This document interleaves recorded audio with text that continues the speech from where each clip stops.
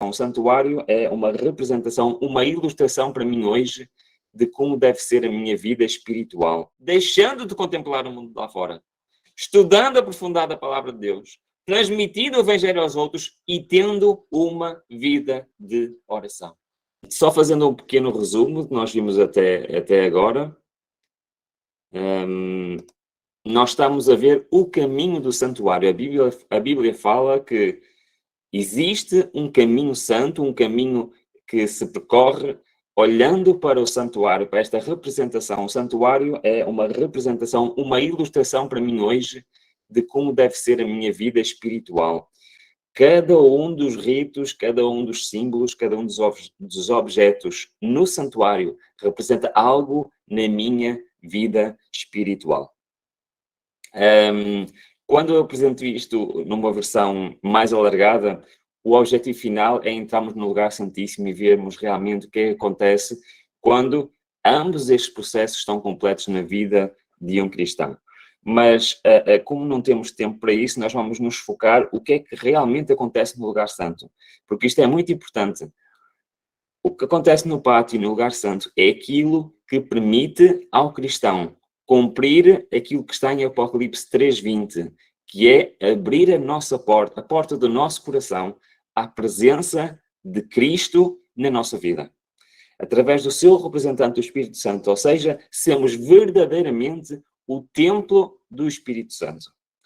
E então estamos-nos a focar exatamente nestes objetos e nestes lugares do caminho do santuário. Rapidamente, nós vimos que temos a justiça que nos é imputada no pátio pela justificação pela fé, ou pelo perdão pela fé, se quiserem. E depois vemos que temos a justiça de Cristo que nos é comunicada.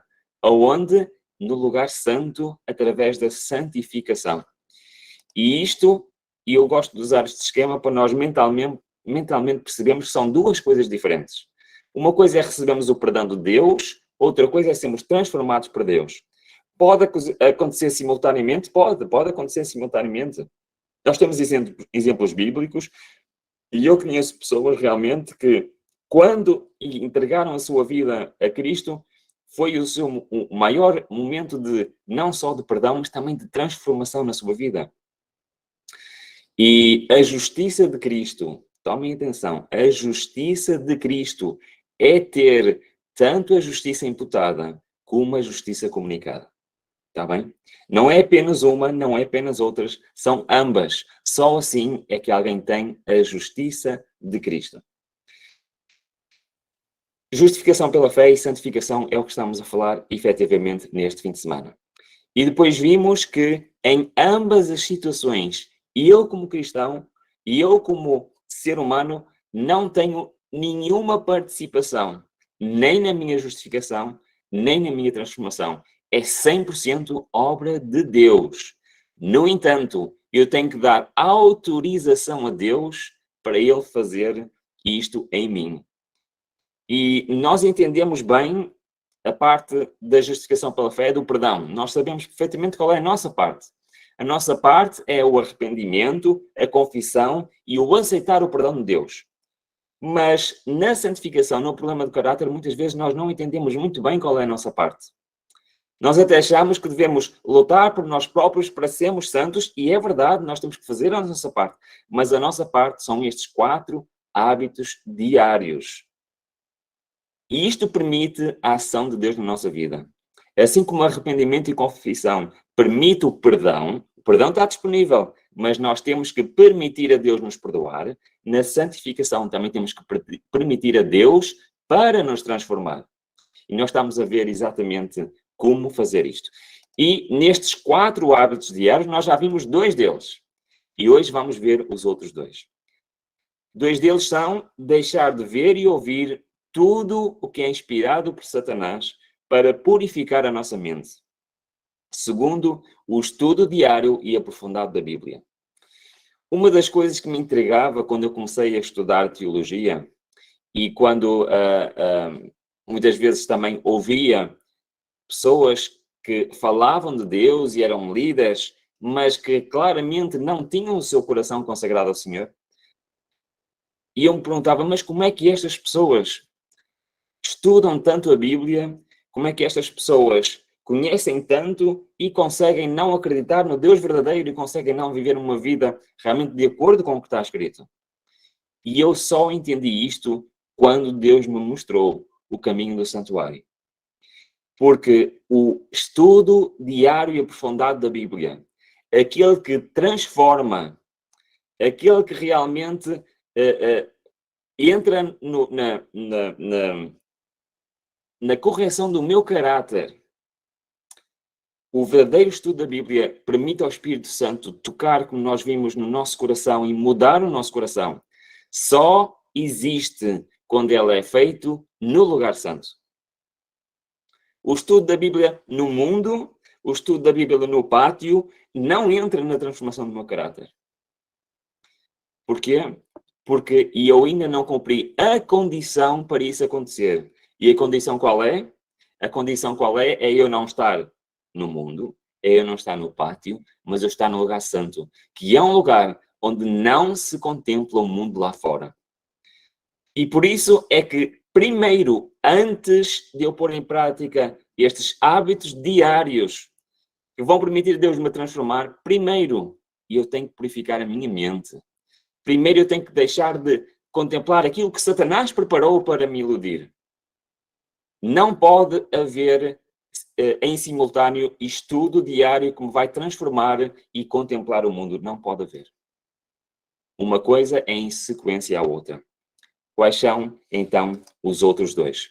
Faltam-nos estudar, então, o objeto 7, que é o candelabro, e o objeto 8. Como eu vos disse, eu quando apresento isto numa semana, cada mensagem é um objeto. Portanto, vamos a muito mais detalhe.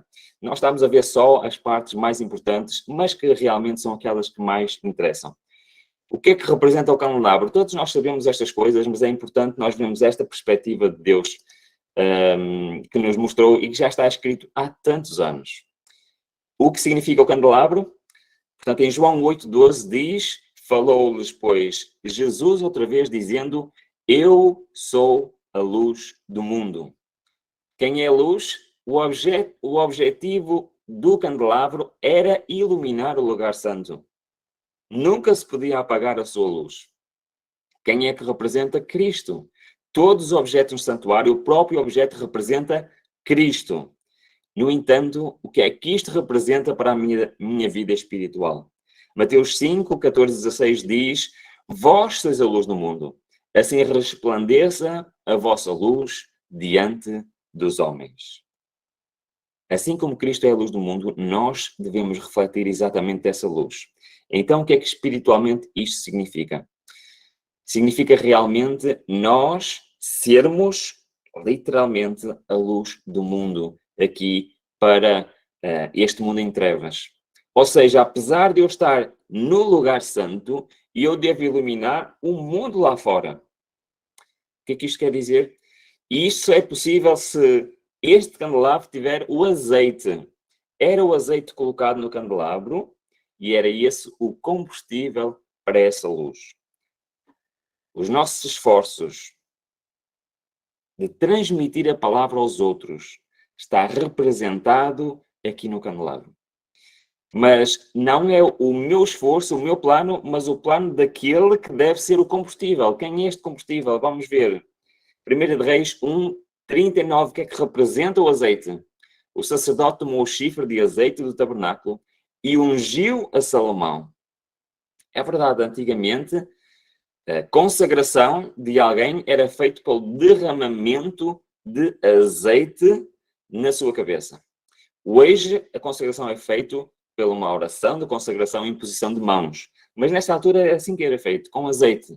Porque tinha um símbolo. E esta unção era sempre feita com azeite. Mas Cristo diz e explica o que quer dizer esta unção. Porque ele diz que também foi ungido. Foi ungido como? Pelo Espírito Santo. O Espírito do Senhor é sobre mim por me ungiu. E para que é que serve a unção do Espírito Santo? Para evangelizar. Lucas 4:18. O candelabro representa isto mesmo. Representa eu ser a luz do mundo, ou seja, eu transmitir aos outros o Evangelho. E eu costumo contar como é que Deus transformou a minha vida ao ponto de me usar para pregar o Evangelho. Mas eu queria aqui focar num ponto que acho que é importante. Sem entrar em tantos detalhes, que é, Deus não quer pessoas que façam trabalho missionário. Deus não quer pessoas que se limitem, bom, no próximo sábado, à tarde, às X horas, eu vou fazer trabalho missionário.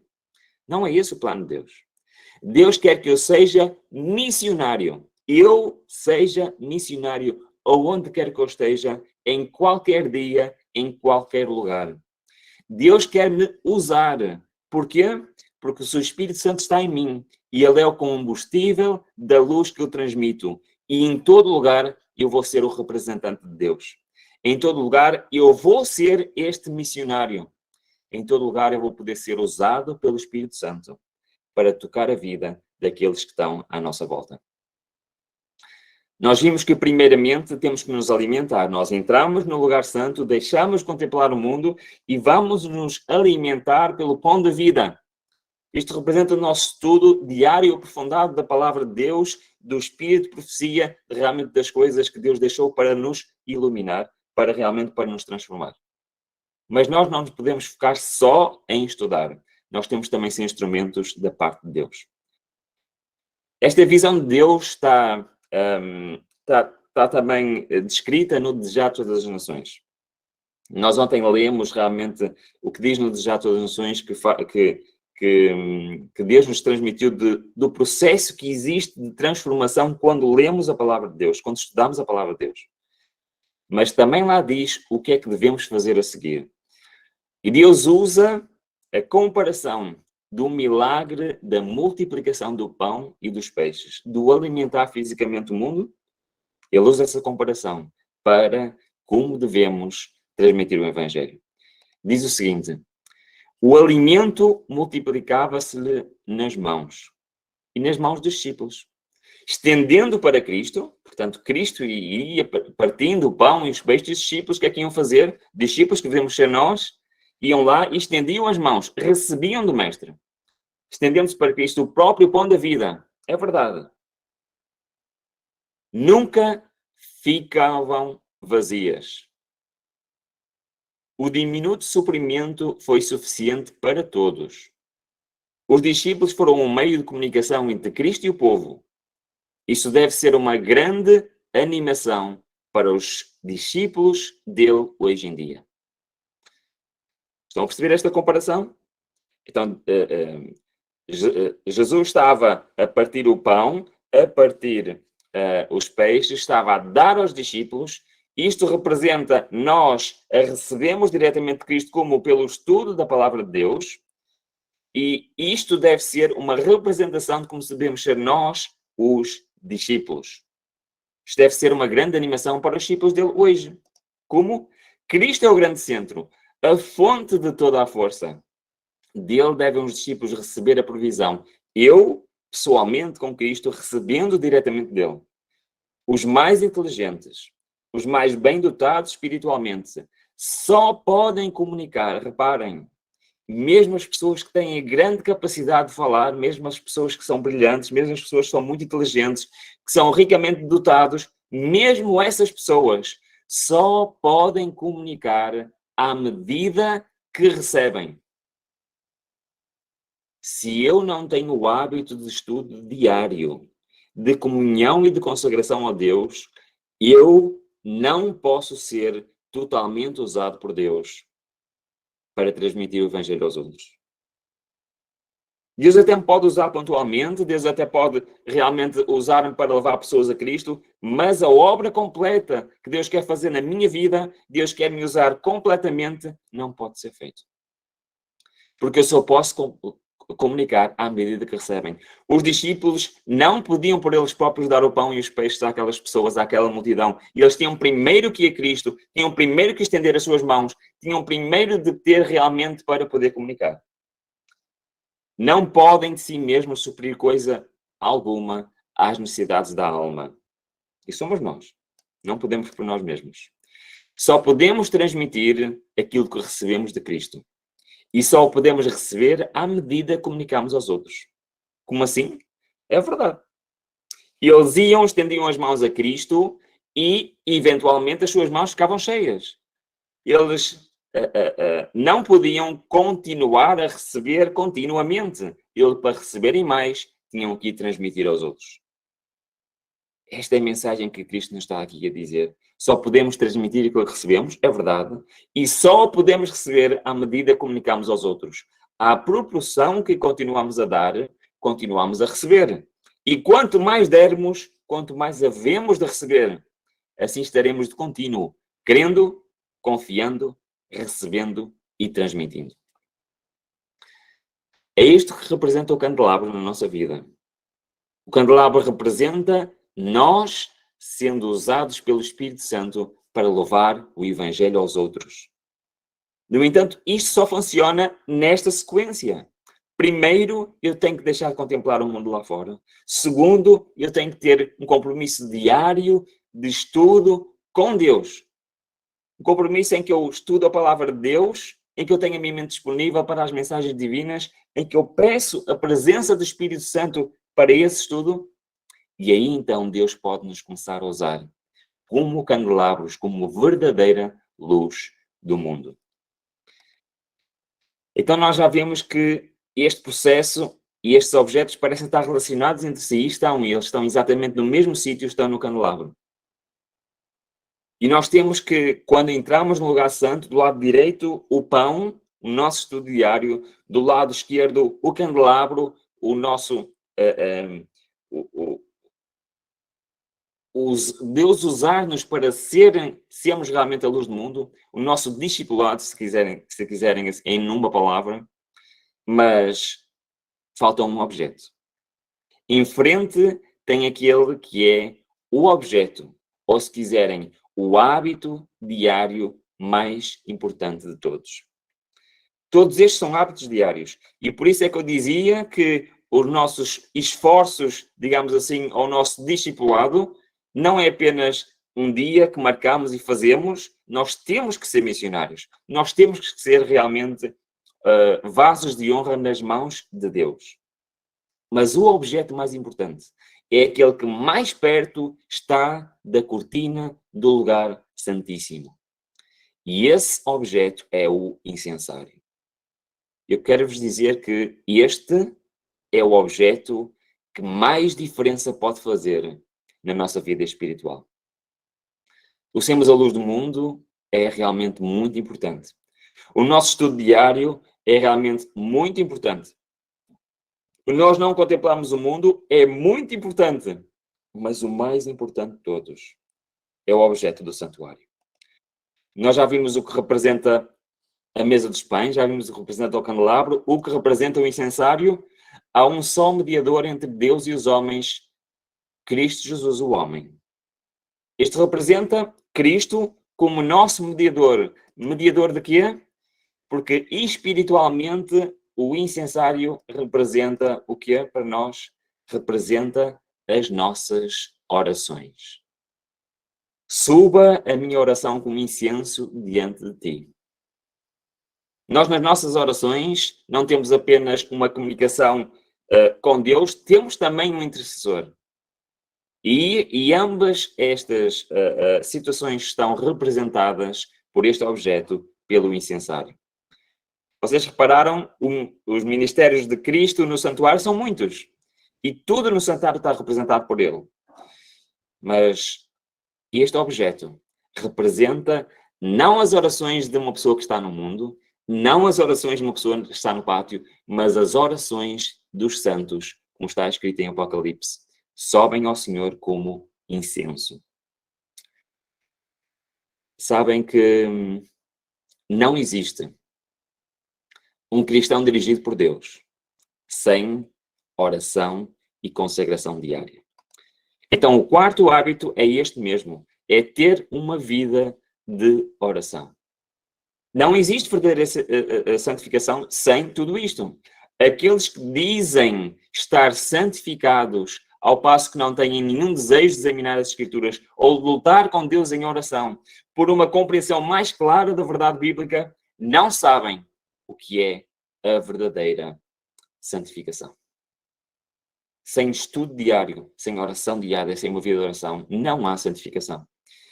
Tanto tempo e atenção é dedicado ao mundo, ao vestuário e a comer e beber, e não sobra tempo para a oração e para o estudo diário. E este é o plano de Satanás. Ocupar-nos de tal forma com o trabalho, com lazer, com entretenimento, com redes sociais, com seja o que for. Ele quer ocupar o meu tempo para eu não ter tempo às duas coisas que mais influência tem na minha vida espiritual. A religião deve tornar-se o grande negócio da vida. O que é mais importante na nossa vida? Tudo mais deve ficar subordinado a ela. Todas as nossas faculdades morais, físicas, espirituais, devem empenhar-se nesta batalha cristã. Devemos olhar para Cristo em busca de força e graça e ganharemos a vitória tão certamente como Jesus morreu por nós. Sabem porquê é que tantos cristãos não alcançam a vitória? Continuam vivendo a sua vida, mas com os seus defeitos contínuos de caráter, com os seus problemas, com a sua falta de domínio próprio. Porquê? Porque nunca entraram no santuário, nunca participaram neste lugar onde Deus pode transformar o nosso caráter. Havemos de falhar muitas vezes em nossos esforços por copiar o modelo divino. É assim que eu copio o modelo divino. Deus não me pede ainda, reparem, para guardar a lei. A lei ainda está no lugar santíssimo. Muitas vezes nós batizamos as pessoas e dizemos, aqui estão as regras, vai guardar estas regras, mas não ensinamos às pessoas como chegar lá. É impossível ao ser humano guardar a lei sem passar primeiro pelo processo que Deus desenhou para transformar o ser humano. Mas não devemos desanimar.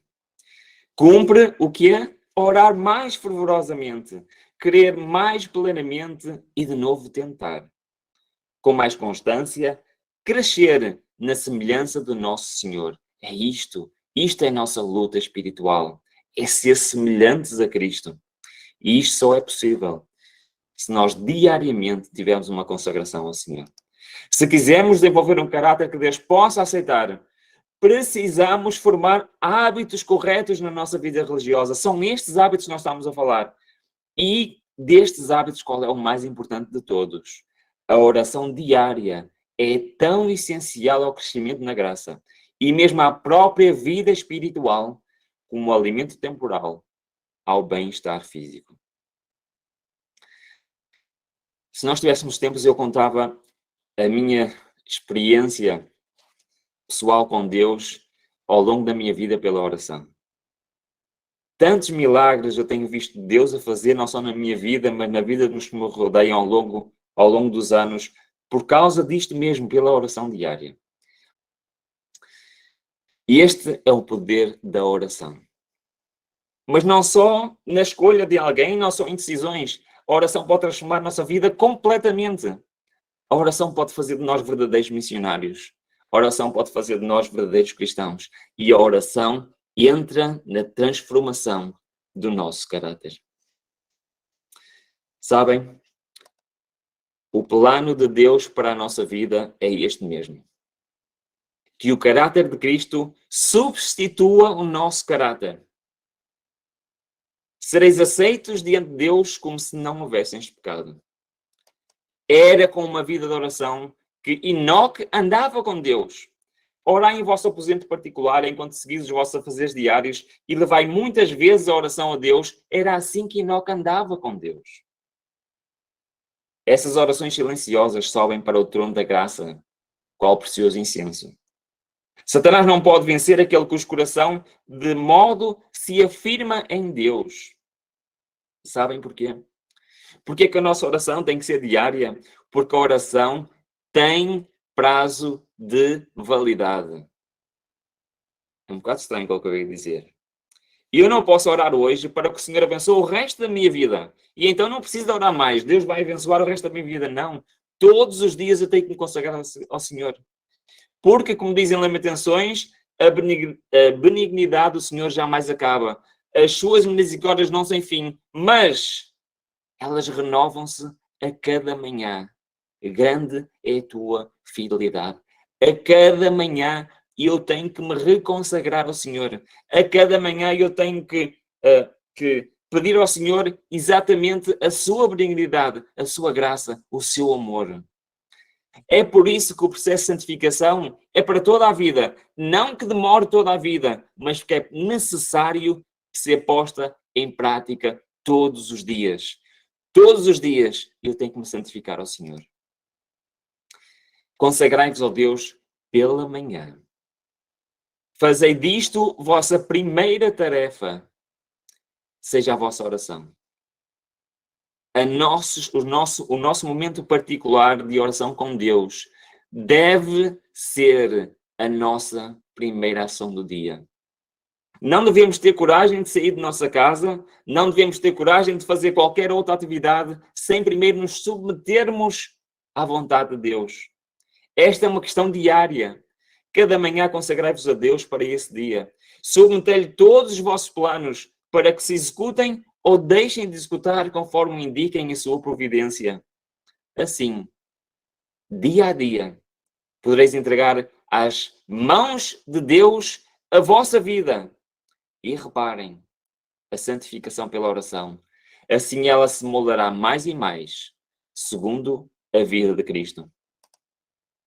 Ao se levantarem pela manhã, acaso experimentaram um senso de sua incapacidade, de sua necessidade de forças vindas de Deus?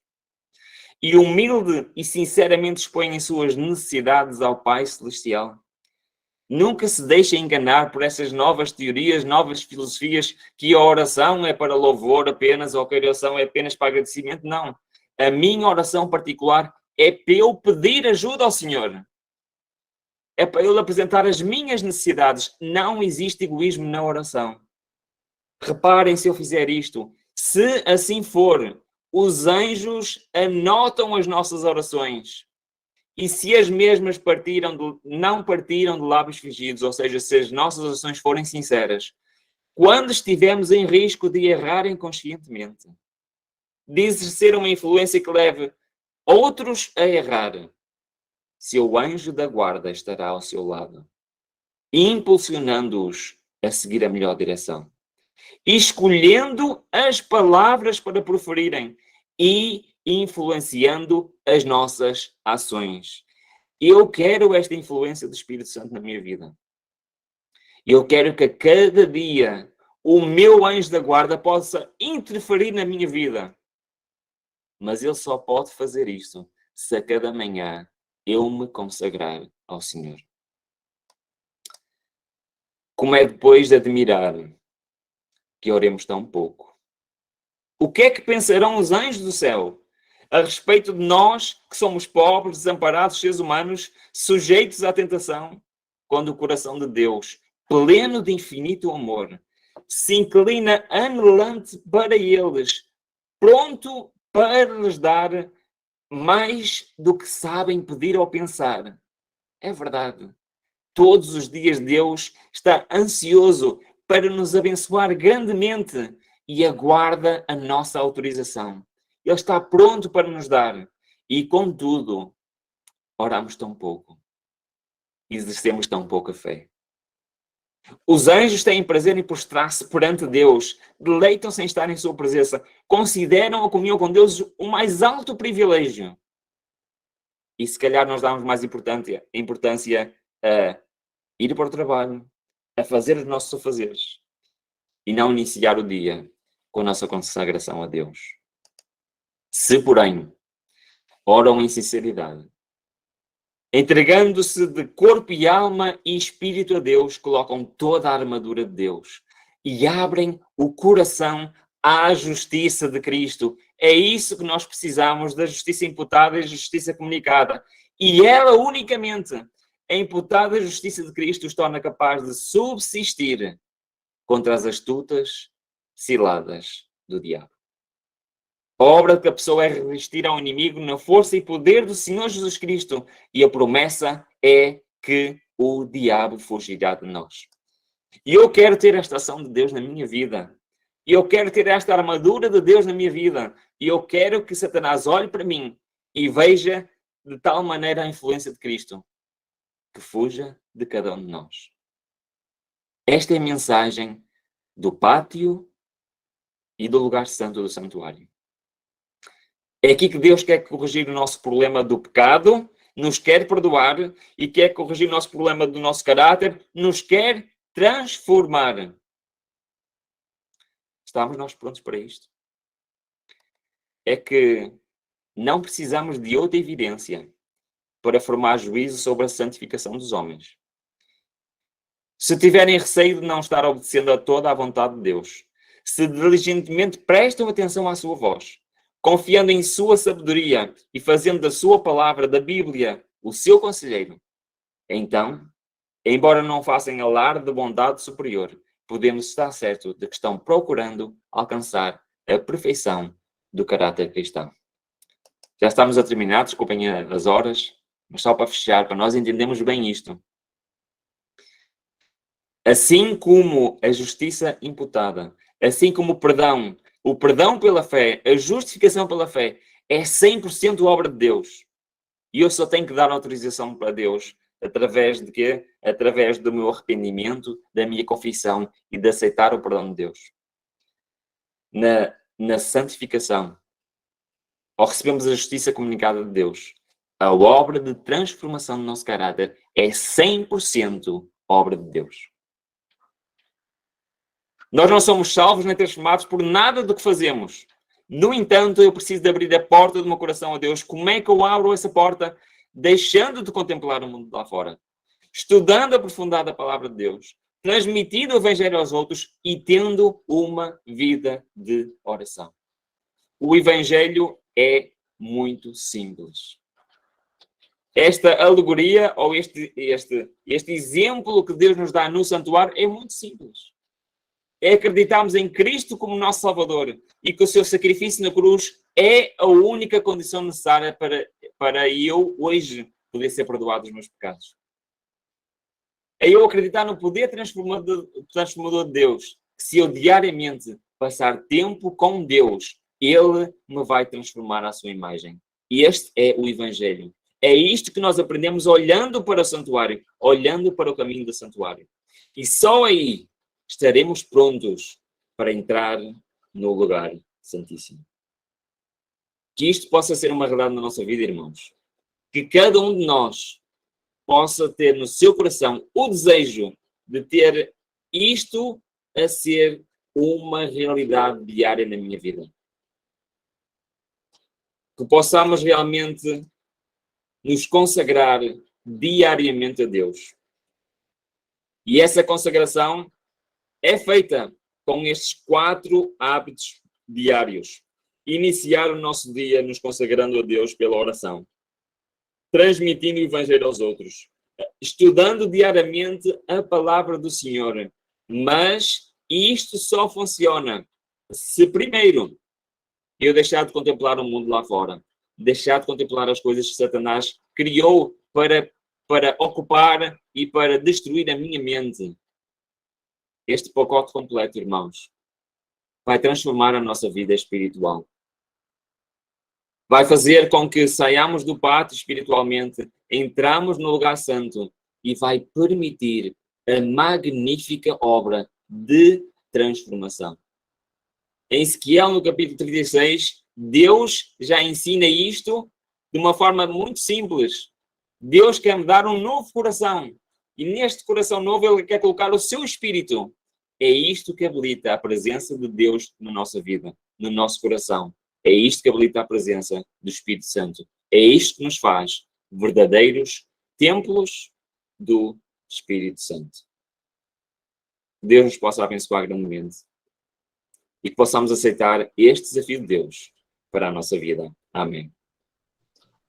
Amém.